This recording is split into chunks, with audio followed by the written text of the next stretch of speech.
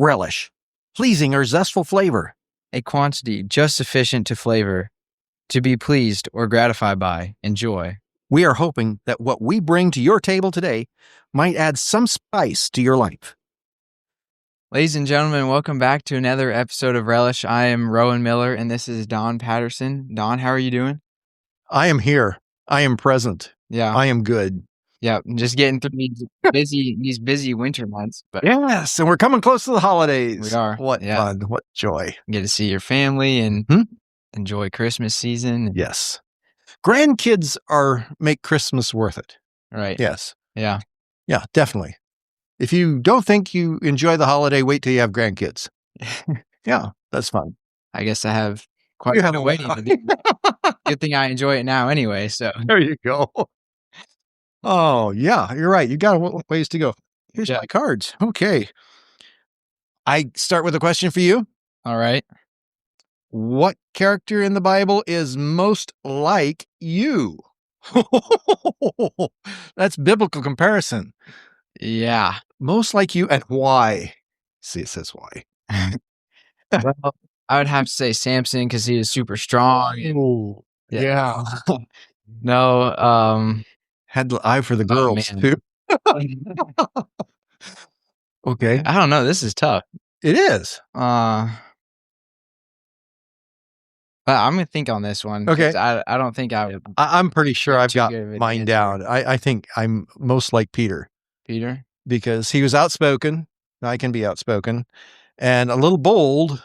There's a couple times he speaks before he thinks. And I've been known to do that at times. And then once in a while, you'll notice in Acts, and then when Paul comes around and talks to him again later on, I think it's Galatians, and Paul has to get him back on task again because he's sort of wandered off especially on the subject of whether you eat kosher or not, Yeah. So I'm afraid I will confess that I'm most likely like Peter. Yeah. Whether it's a good thing or not, but yeah. Oh, interesting. Yeah. Well, we'll jump into our questions here for you. Okay. So we'll start with the first one. How does the Lord tell us to handle our finances? Carefully. How about our debts and investments and just finances in general? If you go back to the Old Testament, it basically says you don't borrow, because in borrowing you become a slave to the lender. Boy, I wish I could get that one right out of the top of my head. It's in the Mosaic Law, and I think it's in Leviticus. And so it's one of those things that he'd say, take care of your finances, but don't be dependent on anybody else. Mm-hmm. In fact, there's quite a nudge to make sure that you have got a pretty solid base so that you're able to give to others and not be needing to be given to. And to the point that he has a lot more to say to those who are landowners and those who have goods, because there's stipulations as to how when you harvest your field, you need to leave a little bit left behind, right? So that those who are less fortunate can come and pick it up, and that would be it's as if be successful and be able to share with others. Yeah. And don't be a servant. He doesn't. You take care of your servants if you have servants. So I think the nudge is to be financially stable and work really hard at being financially stable. That being said, when Jesus comes on the scene, he's saying, especially Matthew chapter 6 comes to my mind first, don't be a lover of money, and pile up your riches in heaven. So that means it's a different mindset. You use all your gifts and abilities for kingdom reasons. Yeah, you make money, but money's not the end game. Serving the kingdom's the end game of all your finances. So that's fairly consistent with the Old Testament. All God asks is a tithe. That's 10%. That's not bad. Right. That's what he asks of your money, but then he wants your whole heart. That's true. I mean, that is the lordship of God. I think we mistake lordship because we think lordship is, okay, yeah, he's my God. Big deal. And basically what Jesus was trying to say is love the Lord your God with all your heart, not 50%, not 10%, with all your heart, all your soul, all your mind, and Mark would have all your strength. Right. Samson. And then and he'd say the second is like unto it, love your neighbor as yourself. So he puts the lordship of God very high in that economy. So when you talk about economics and finances and economics are a way to get things done in the kingdom. It's needed, it's necessary, but it's not priority. It's secondary to the lordship of Christ, the lordship of God in your life. So now, did I answer your question? You did, but I'm a circle back around, Don.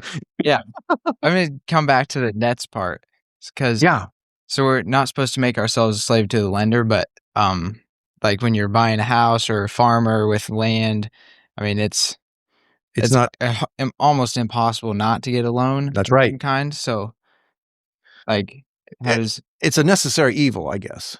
Okay. We can't get around without it. And there's some businesses that operate solely on the amount that they can borrow. That's not exactly what God was telling us to do. But I think at least if we take the Old Testament example seriously, that means don't go over a whole hog into debt, reminding yourself that all that money that you have, that you got from somebody else, not only is their money, but you have to add to them a little bit.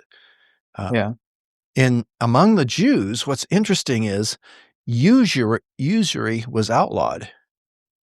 You couldn't, if you're a Jew and I'm a Jew, I'd lend you money, but I can't charge you interest.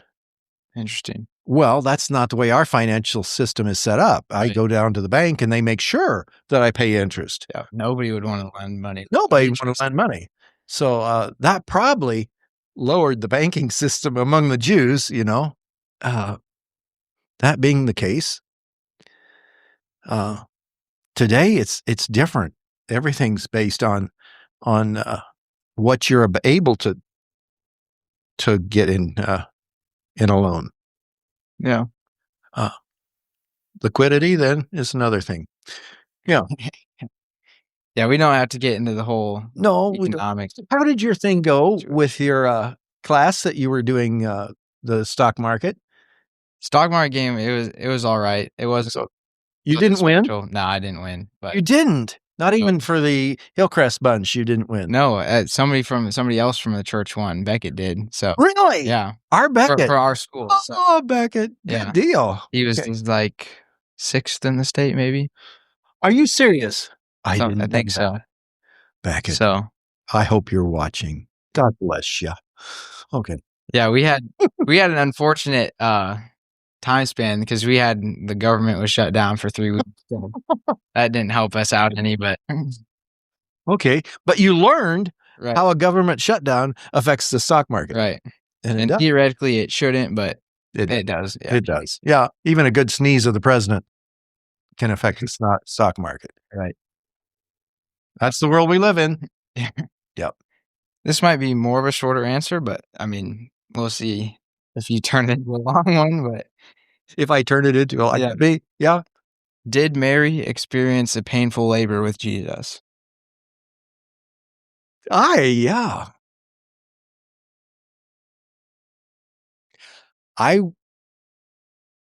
see nothing in Scripture that would say, but I'm sure God walked with her through it. Right. I imagine she had the same pain any woman would have with labor. Mm-hmm. And Jesus, what's interesting is later Jesus talks about a woman in childbirth and uses it as an illustration. Makes me wonder if Mary said, and kid, you know how much labor having you. And that's why Jesus, the oldest of the kids, Right. would have heard that and said, okay, or watched his mom with other kids that she was having and understand that there's a lot of pain in childbirth. I would venture to say it was a normal birth and it was painful, but part of the reward is knowing that God was there, that this was a heavenly mission, if you will, and God was going to be present in it. Yeah. But probably not painless. Yeah. You wouldn't think so, but you'd think if it was painless, then it'd be maybe written somewhere. I would think that it would stand out that way. Right. And giving birth to the Son of Almighty God would have its own ramifications. True. It's just different. Yeah. Not that it was bigger. My mind goes in lots of different ways there, but I can't imagine that it would be painless. Yeah. Mainly, part of that is the Genesis 3 account would say that there's going to be pain in childbirth. And so it acknowledges that from the very beginning, first child being born. So I doubt if it was painless. Yeah. That was supposed to be a fast one, and I stretched it a bit. No, fine. You got to give some reason for your answer. It's that's true. You couldn't just say no, because that wouldn't help anybody. I guess I could have said no, but I did. Yeah. I wasn't going for the short answer today, I guess. Yeah. All right. In Luke 2:51-52, why is he capitalized but not all the time? Oh, yeah. Which maybe you want to say why. Also depends on which translation you're using. You're looking at, are you ESV? I have CSB. Okay, CSB. Yeah. And 51, 52. Oh, yeah. This is just one part I think that was noticed, but. Well, one of the things we have going on with translators, and CSB does a little better than the NIV. NIV usually just continues to make it a lowercase all the way through. And that being said, it's consistent. Yeah. Doesn't mean it's right. But if you go higher case, that means that you are using it for God. Okay. And so you have made the assumption that the he participle, it's a participle, it's not the entire word, it's participle used, is for Jesus. And so the places that they can be absolutely sure that it does reference back to Jesus, I like the way a CSB does because it capitalizes it. Yeah. If there's any ambiguity that it is Jesus to whom it's talking, then the CSB will go to the lowercase. Interesting. Whereas NIV, all of them are lowercase. And you sort of go, well, be that way. You're not even going to capitalize it when you know it's Jesus. Right. And that's, yeah. So it's part of the approach of the translator to the text. The texts are the same. CSB, what CSB is using, what NIV is using, the texts are the same. But it's the approach to the translation that made the difference. When CSB is sure that it's talking about Jesus or God, it will be capitalized. The participle, the personal pronoun will be capitalized. Interesting. Yeah. So that's makes it a little fuzzy at times, but that's what it's, yeah. Yeah. Yeah, I like the CSV. It reads nice. Mm-hmm. It does. But I have my memorization in NIV, and when I go back and forth, it just, messes me up, Yeah, it does. Yeah. I've noticed that several times, just because most of the Bible memory that we do was in the NIV. Yeah. All way back when you did Bible memory. Yeah. Way back. Yep. Mm-hmm. 3.5 years. Yeah. Yeah. Do you like the red letter Bibles for Jesus spoken word? And most of the time they get it right. Most of the time the red letter Bibles do emphasize the exact words Jesus was talking about. Okay. There's actually some Christians, they call them red letter Christians, that only read the red letters. Believing that what came across the lips of Jesus was more important than any other part of the text. Well, there's certain credence to that. Right. The exception is, if you don't read the black letters, how do you know the context of the red letters? Right. And so then you don't get the rest of the story. So, red letters, fine. I do like to be able to read the Bible in such a way that when I come to a personal statement, like whether it's Jesus talking or Paul talking or Peter talking, I realize that is somebody verbally communicating. That means it probably stands a little higher than the rest of the text because it's their words, what they actually said. So I like to read the Bible that way so that I can sort of be in the conversation, I guess, as a listener. Yeah. I like that. I mean, to me, it makes Scripture more exciting to know that it was spoken. Right. Yeah. Yeah. So, red letter? Yeah, that's all right. It really doesn't have to be red letter for me to. If it was just red letters, would you know that Jesus fed 5,000 people? Not all the time. No. Yeah. 5,000 wouldn't be in there because he didn't say, I am going to feed 5,000 people. No, Yeah. that's not there. Right. Yeah. He'll say, no, what do you have? And then and it doesn't even say the words that he said when he prayed for it. We don't have that recorded. Right. So yeah, I wouldn't limit myself to a red letter text, but I won't beat you up if you do. So you mentioned sometimes if it's a red letter Bible, then some of the stuff that's red shouldn't be read, or stuff that the red should be read, but you should read the black with the context to the red. Okay. Otherwise, like you said, you gave a really good illustration, the feeding of 5,000. Jesus never said he fed 5,000, but the text behind it does, and it describes the boy and the 2 loaves and 2 fish and 5 loaves, and the 5,000 people. You don't get any of those details if you just read the red. Mm-hmm. Yeah, but it's a way of doing things. Mm-hmm. I'm just glad when people finally get in the word. Yeah, and maybe memorize it once in a while. Right. Yeah, red letters can be a discussion later down the road, but you're up. Yeah. Okay. As long as we don't need it right now, we're good. Need bigger ones, I guess.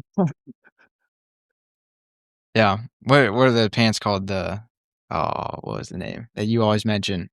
Barn door britches. Britches. Those have big enough pockets? No. No, they don't have big enough pockets. Can verify that. Yeah. Well, I was thinking about your first question for me. Yes. And I do not have anything. I have a mental block right now. Mental block. Yeah. Well, I don't know if I know myself well enough or some of the other characters in the Bible quite well enough, but did anything come to mind for you about well, I've had a little thought of Gideon. You were sort of Gideon when I called you to this and said, "What?